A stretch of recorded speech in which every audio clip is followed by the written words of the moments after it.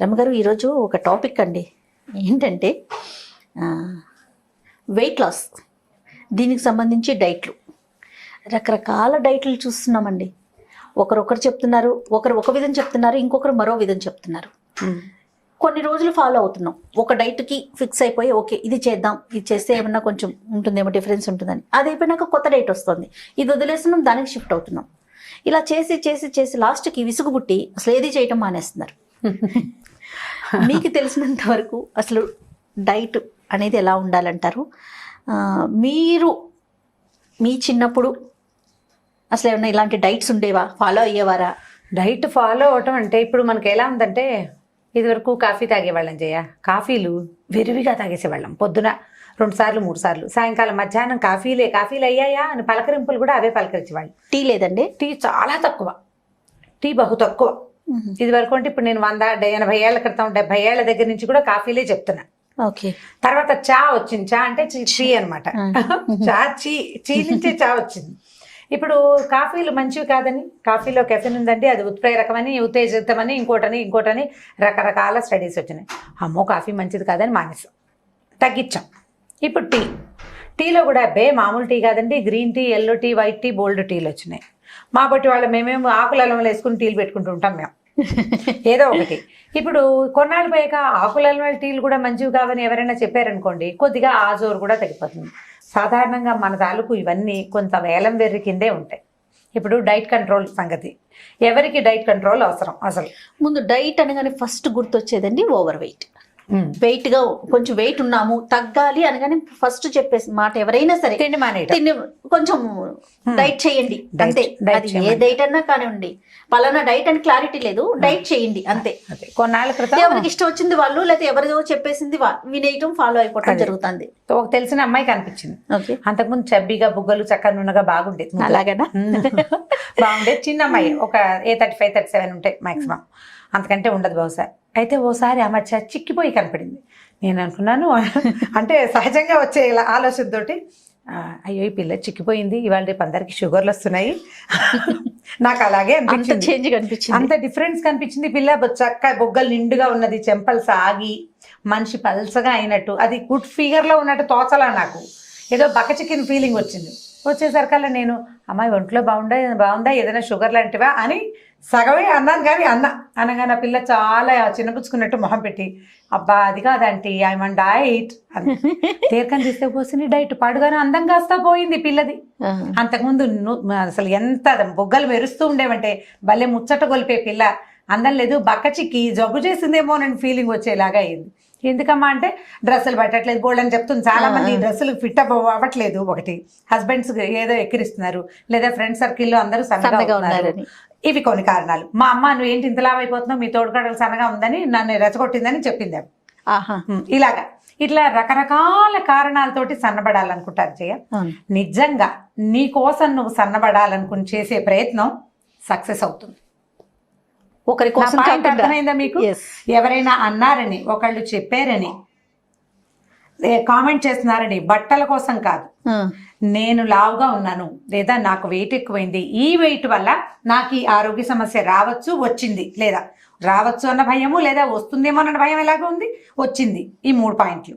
లేదా నేను ఇంత వెయిట్ ఉండటం వల్ల నాకు కాళ్ళు నొప్పులు వస్తున్నాయి, ఇదివరకు అట్లాగా అద్దంలో చూసుకుంటే నేను నచ్చట్లేదు అనే భావన కనుక మీ దగ్గర ఉంటే, తొందరగా సులువుగా ఇన్ షేప్ సన్నబడతారు మీరు. ఎవరి కోసమైనా చేసేటప్పుడు ఎవరివైనా పాటిస్తారు.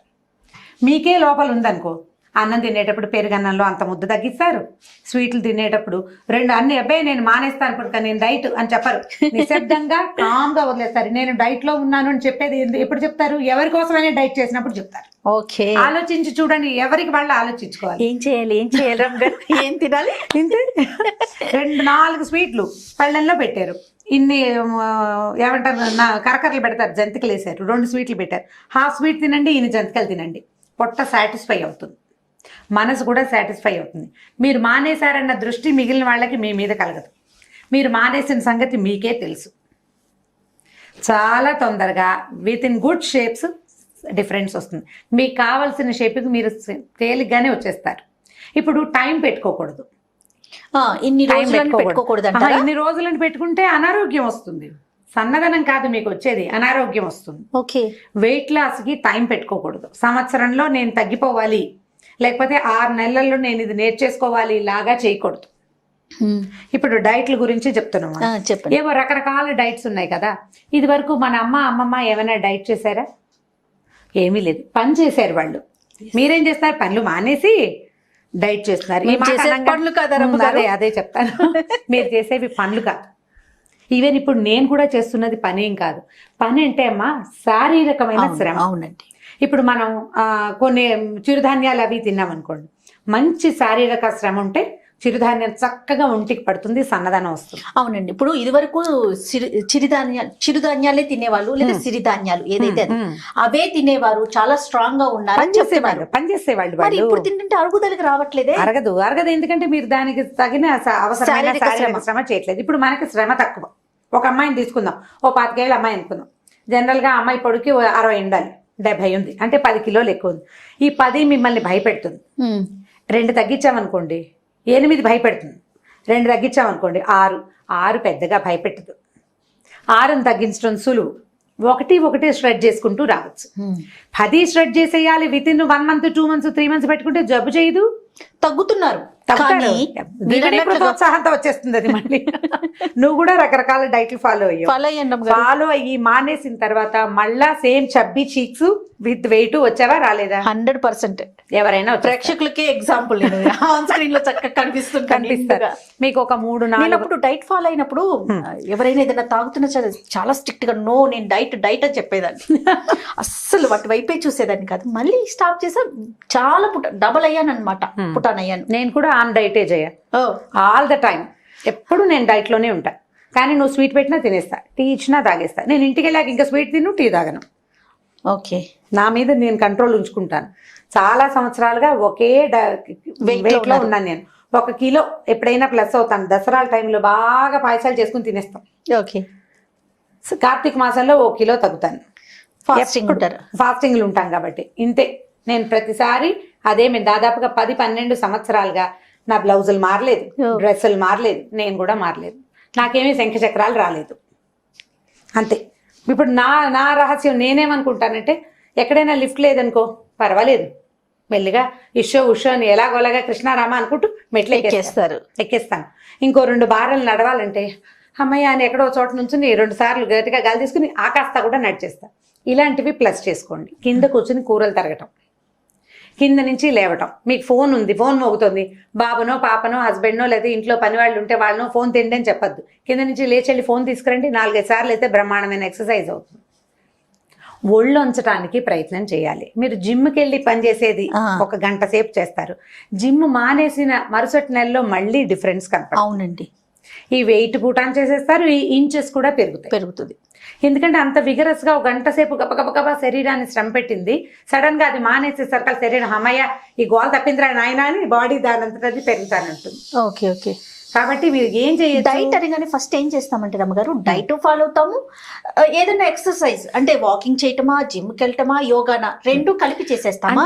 మానేగానే 2 మానేస్తాం. ఎందుకంటే జయ, ఇప్పుడు ఇవి ఎవరైనా మనని ఎత్తి చూపించగానే మనకు లోపల ఒక ఉద్రేకం వస్తుంది. అది సత్వ సముద్రేకాలు కాదు, మంచి ఉద్రేకం కాదు. అది చేసి చూపించేసేయాలనిపించేస్తుంది.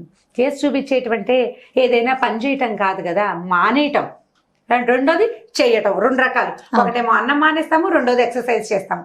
చేయడము కష్టమే, మానేయడము కష్టమే కదా. అప్పుడు ఏం చేయొచ్చు, కొద్దిగా చేయండి, కొద్దిగా మానేయండి, మీకు డిఫరెన్స్ కనపడుతుంది. పాత రోజుల్లో అన్నాలు తినేవాళ్ళు చేయాలి. అదే అడుగుదాం అనుకుంటున్నానండి. కొంతమంది ఏం చెప్తున్నారు, మార్నింగ్ బ్రేక్ఫాస్ట్ అంతా పూర్తిగా మానేసేయండి, మధ్యాహ్నం కూడా సలాడ్సే తీసుకోండి, ఈవినింగ్ మీకు ఎంత కావాలంటే అంత తినండి, అది ఒక రకమైన డైట్. కొంతమంది మార్నింగ్ కొంచెం ఎక్కువ, మధ్యాహ్నం తక్కువ, ఈవినింగ్ మరీ తక్కువ, పూర్తిగా మానేసేయండి. కొంతమంది ఓన్లీ లిక్విడ్సే తీసుకోమని, ఇట్లా డిఫరెంట్ టైప్స్ ఆఫ్ డైట్స్ మనం చూస్తున్నాం. అదే అంటే ప్రఖ్యాతమైన డైట్ ఏంటంటే, ఉదయం భోగం ఫుల్గా తింటాం, మధ్యాహ్నం తేలిగ్గా తింటాం, రాత్రి భిక్షుకుడిలాగా తినాలి, అంత తక్కువ తినాలనేది చాలా ప్రఖ్యాతమైనది, పురాతనమైనది, పాతకాలపు పద్ధతి. పొద్దుటి పూట హెవీ తిండి తింటాం, ఎక్కువ గంటలు పనిచేయించగలిగే క్షమత కలిగి ఉంటుంది, అలాంటిది. మధ్యాహ్నం పర్వాలేదు, ఒక మాదిరిగా తింటాం, పొద్దుటి కంటే 1 రవ హెవీనెస్ తగ్గించుకుని, రాత్రికి తేలిగ్గా తింటాం. పాత రోజుల్లో కూడా చేసేవాళ్ళు జయ, ఇదే పందాలు తినేవాళ్ళు. వాళ్ళంటే పనులు చేసుకునేవాళ్ళు. ఇప్పుడు మనకి పనులు లేవు కదా. ఈజీ మెథడ్ అంటే నా ఐడియా చెప్తాను చూడండి. మీరు ఏం తిన్నా పర్వాలేదు, మీరు రెగ్యులర్గా ఏం తింటున్నారో అదే తిందాం. అయితే ఇప్పుడు మనం చూడండి, పొద్దున్న టిఫిన్ తింటాం, ఓ 4 పూరీలు, ఓ ఇంత కూర తింటాం అనుకోండి, కూర తగ్గించండి, 3 పూరీలు తినండి. దీంతో పాటు ఒక క్యారెట్ కానీ ఒక కీరన్ కానీ యాడ్ చేసుకోండి విత్ టిఫిన్. ఖచ్చితంగా ఒక ఫ్రూట్ కానీ ఒక వెజిటబుల్ కానీ ఏదో ఒకటి. ఇది పెద్ద కష్టం కాదు. ఇప్పుడు కూరలు తెచ్చి ఇన్ని మొలకలు తెప్పించటము, కూరలు తరగటము ఎంత పనేమ్మా అది. నేను మొలకలు తినండి అని చెప్పడం చాలా ఈజీ. అది నేను చేయాల్సి వచ్చినప్పుడు కదా నాకు నొప్పి తెలిసేది. ముందు రోజు పొద్దున్న శ్రద్ధగా గింజలు వేసుకోవాలని నీళ్ళలో, సాయంకాలం తీసి ఆ స్ప్రౌట్ మేకర్లోనో ఓ గుడ్డలోనో మూట కట్టాలి. ఎన్ని పనులు ఈ రోజులు. ఎప్పుడు హడావిడి, మనం ఎప్పుడు పరిగెడతాం. ఏదైనా తినండి. ఇడ్లీలు తింటారు మీరు, 4 ఇడ్లీలు తినే అలవాటు ఉంటే 2.5 లేదా 3కి సరిపెట్టండి. దాంట్లోకి బాగా నెయ్యి వేసుకుని కారపొడి చాన్ని 3-4 రకాలు నలుచుకుంటారు అనుకోండి, ఓ రకాన్ని ఎగరగొట్టేయండి. దాని ప్లేస్లో ఇన్ని ద్రాక్ష పళ్ళు కానీ, ఇన్ని ధాన్యం గింజలు కానీ, ఓ క్యారెట్ కానీ, ఓ ఇంత బీట్రూట్ ముక్క కానీ, ఏదైనా ఈ మానేసిన పదార్థానికి రీప్లేస్మెంట్ తీసుకోవటం. వెజిటేబుల్స్ కానీ ఫ్రూట్ కానీ. రైట్. ఓకే. మధ్యాహ్నం లంచ్ తింటాం మనం, ఏదో ఇంత పప్పు, పెరుగు, కూర, ఓ చారు ఏదో తింటాం. మధ్యాహ్నం కూడా వీలైతే ఒక వెజిటబుల్ని యాడ్ చేసుకోండి. కీర లాంటివి సులువుగా అవుతాయి, మీ వల్ల కాదు, కుదరలేదు. పెరుగన్నాన్ని, అంత పెరుగన్నం తింటే తగ్గించండి, అన్నం తగ్గించేసేయండి. సాయంకాలం రాత్రిపూట తింటాం. ఏం తిన్నా 7 లోపలే తినాలి. మీరు ఏమైనా తినండి, మీ ఇష్టం. రైస్ అయినా తినమంటారా? రైస్ తినండి, చపాతీలు తినండి, దోశలు తినండి, దిబ్బరట తినండి, ఉప్మా తినండి, కిచిడి తినండి. చిరుధాన్యాలతో కిచిడీలు సూపర్గా కుదురుతాయి. అవును. అంత తినలేము కిచిడీలు. శుభ్రంగా తినొచ్చు. 7 మీకు టైం చెప్తున్నా. ఈవినింగ్ అంటే నైట్ డిన్నర్ 9కి కాదు, 7 గంటలకి మీరు ఏం తిన్నా ఓకే. 7 తర్వాత ఇక ఏమీ నోట్లో పెట్టదు. ఎవరైనా పెళ్లికి వెళ్ళారనుకోండి, తప్పదు. ఎందుకు తప్పదు? చక్కగా తప్పుతుంది. అక్కడ ఏవో కనపడతాయి, స్వీట్లు, సాలెడ్స్, పళ్ళెలు తీసుకోకండి. వాళ్ళకు 300-400 మిగులుతాయి. మనం వెళ్ళిన పెళ్లి వాళ్ళకి మనం ఇచ్చే గిఫ్ట్ అదే. డిన్నర్ ప్లేట్ తీసుకోవద్దు. ఈ చాట్లు గీట్లు అవి ఇవి పెడతారు కదా, ఏదైనా ఒక ప్లేట్ తీసుకుని కొంచెం వేసుకోండి. ఇంత తిన్నాను అనిపించండి, స్టైల్గా. ఓకే. తిన్నట్టు ఉంటుంది, తిననట్టు ఉంటుంది. Easy method. మీరు ఏం తిన్నా 7ంటికి. మా ఫ్రెండ్ అనుకోవట్లేదు, మా అక్కయ్య ఫ్రెండ్ ఒక ఆవిడ, ఎక్కడికి వెళ్ళినా సరే ఇంట్లో అన్నం తినే వెళ్తారట. అవన్నీ ఎవరు తింటాడు, వాళ్ళు వీళ్ళు ముట్టుకుంటారని చెప్తున్నారు. పిల్లలకి పెట్టి తీసుకెళ్తాము, పెద్దవాడే తినేసి వెళ్ళిపోతారట. ఫంక్షన్ లో అందరితో కబుర్లు చెప్పేసి అటు ఇటు తిరిగేసి ఓ స్వీట్ తిన్నానని అనిపించి వచ్చేస్తారట. 15 ఏళ్ళుగా నేను అలాగే చేస్తున్నానని చెప్పారు. బాగుంది కదా. మీరు ఏం తిన్నా పర్వాలేదమ్మా, తిండి కొద్దిగా కంట్రోల్ చేయమంటారు. కొంచెం పోర్షన్ కంట్రోల్ చేయండి, కొంచెం. మొదటిది.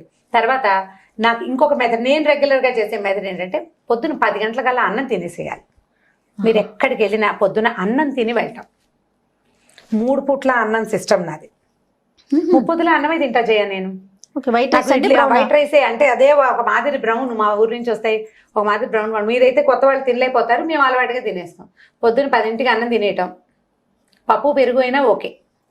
మధ్యాహ్నం కూడా అన్నమే 2 గంటలకి, తక్కువ తింటాం.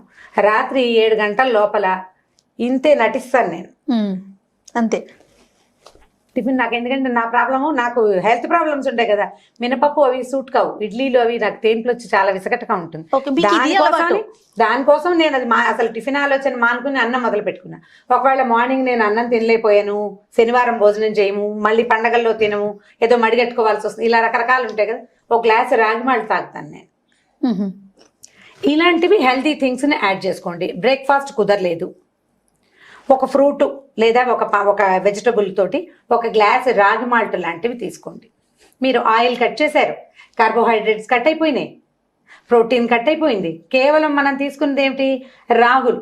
ఐరన్ ఉంటుంది, కొంత కాల్షియం ఉంటుంది.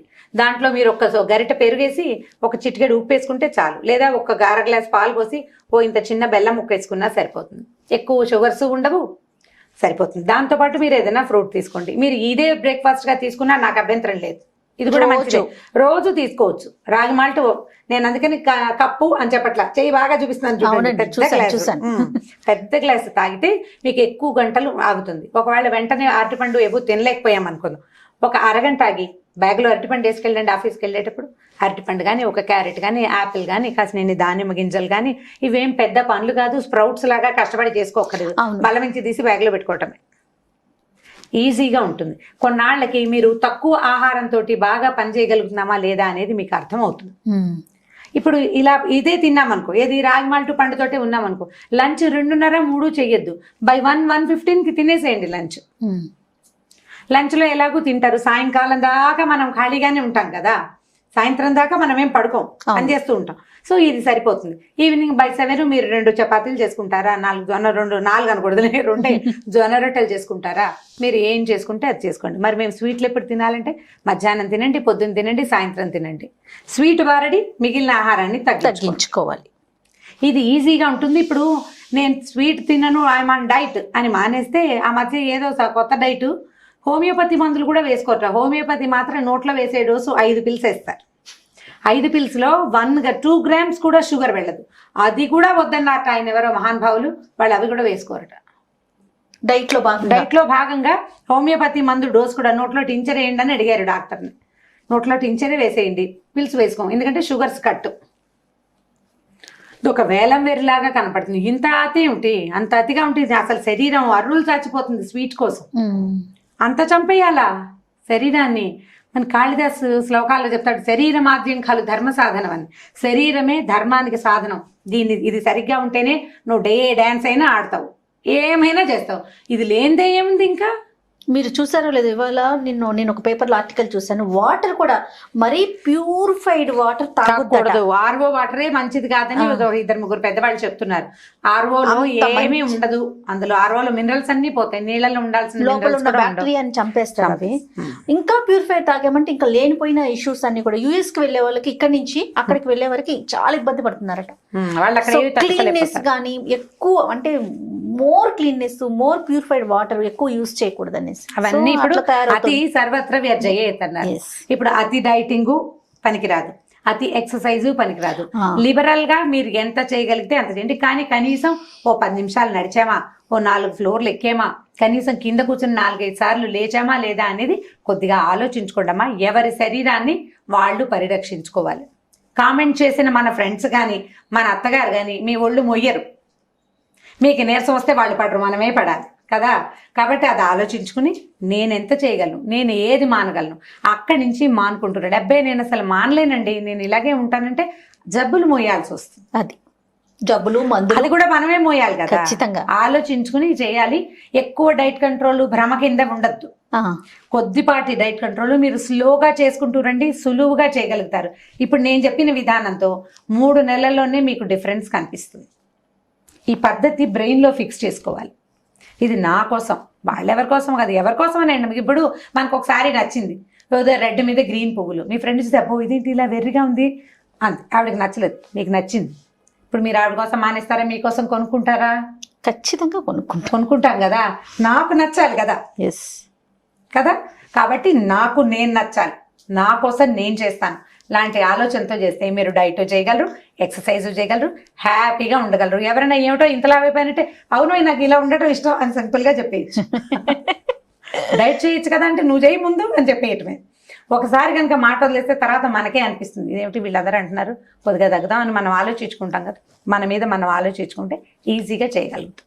సో మంచి డైట్ ని, ఆరోగ్యవంతమైన డైట్ ని ఎంచుకోమంటారు. తగ్గించండి కొద్దిగా, పోర్షన్ మానేయద్దు, పోర్షన్ కంట్రోలే చేయండి అంతే. రైట్ రామ్ గారు, okay, thank you so much.